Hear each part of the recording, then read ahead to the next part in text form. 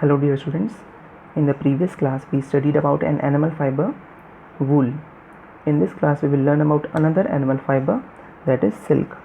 So silk is obtained from animal, which animal? A silkworm, actually an insect. Okay, so silkworm जो है वो अपने life cycle के एक स्टेज में अपने बॉडी के अराउंड एक कवरिंग फॉर्म करता है जिसे हम ककून कहते हैं, और इस ककून से हमें थ्रेड लाइक फिलामेंट मिलता है जिसे सिल्क कहा जाता है. सिल्क जो है वो टच में सॉफ्ट होता है और अपीयरेंस में लस्ट्रस यानी कि शाइनी अपीयरेंस देता है.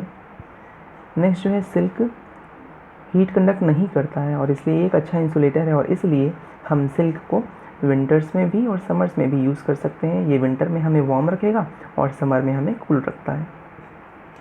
ओके, अब नेक्स्ट हमें प्रोडक्शन ऑफ सिल्क के स्टेप्स समझने के पहले हमें life cycle of silk moth समझना पड़ेगा.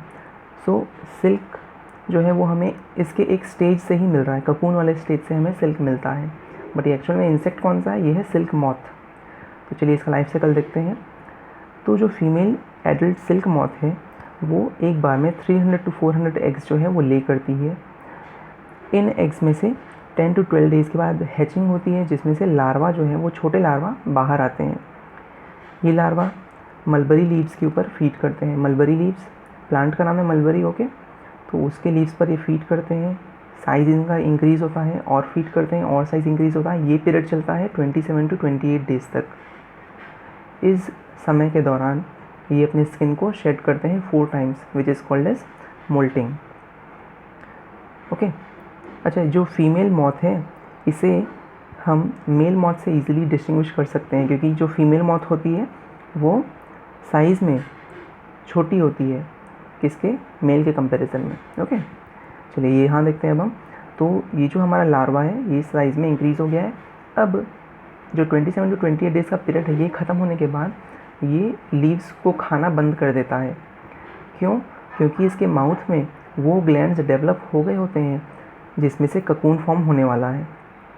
ओके, तो वो जो ग्लैंड है उसमें से एक प्रोटीन लाइक मटेरियल जो है वो सीक्रेट होता है और वो एयर के कांटेक्ट में आते ही हार्ड हो जाता है.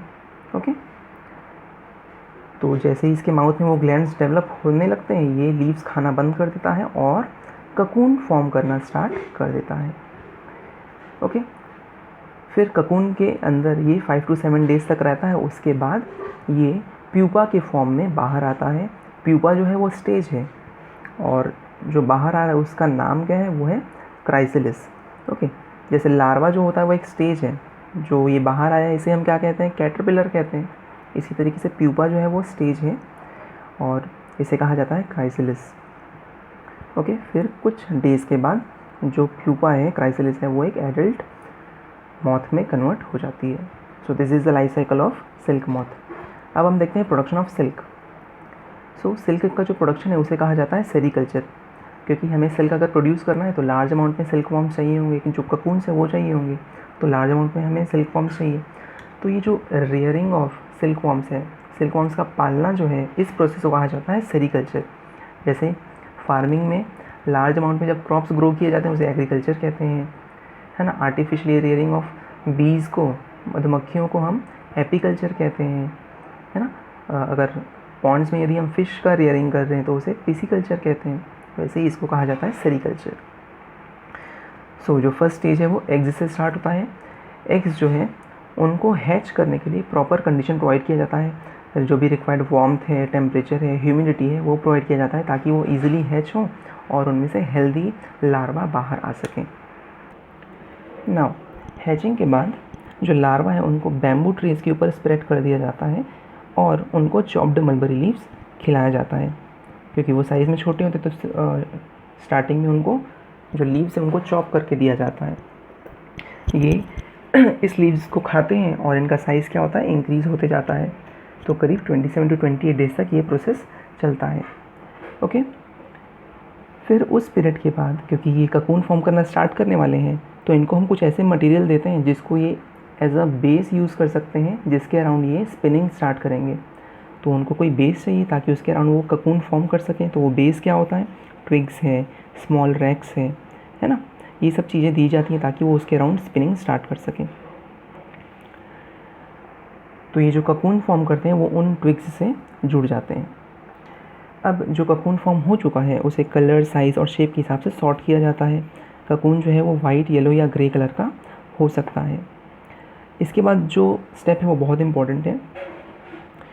इसके बाद जो ककून कलेक्ट किया गया है उन्हें हॉट वाटर में बॉईल किया जाता है, धूप में रखा जाता है या फिर फ्यूमिगेट किया जाता है, यानी केमिकल के धुएं से उनको ट्रीट किया जाता है ताकि जो अंदर में लार्वा प्रेजेंट है वो उसको किल किया जा सके। ओके, तो किल करना बहुत इम्पोर्टेंट है, क्योंकि अगर किल नहीं किया जाएगा तो वो जो लार्वा है वो किसके अंदर है, ककून के अंदर है, तो उसे एक ना एक पॉइंट ऑफ टाइम में बाहर आना पड़ेगा।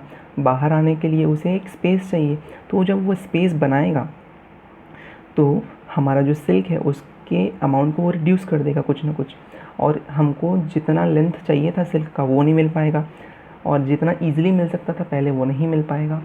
सो इसलिए उन्हें किल किया जाता है। इंडिया में एक टाइप ऑफ सिल्क अभी थोड़ा फेमस हो रहा है, वो है अहिंसा सिल्क।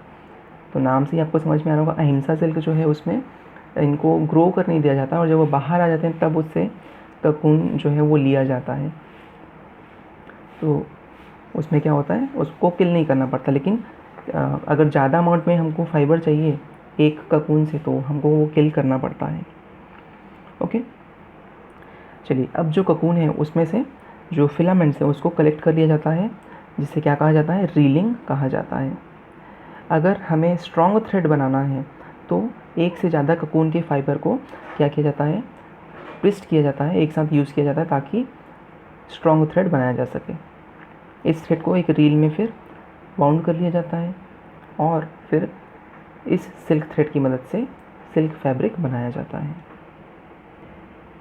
सो पूरे प्रोसेस को हम इस रे डायग्राम से समझ सकते हैं। जो एडल्ट फीमेल मॉथ है वो एग्स ले करती है, एग्स में से लार्वा बाहर आते हैं जो कि लीव्स के ऊपर फीड करते हैं, साइज़ में ग्रो करते हैं, स्किन शेड करते हैं जिसे मोल्टिंग कहा जाता है।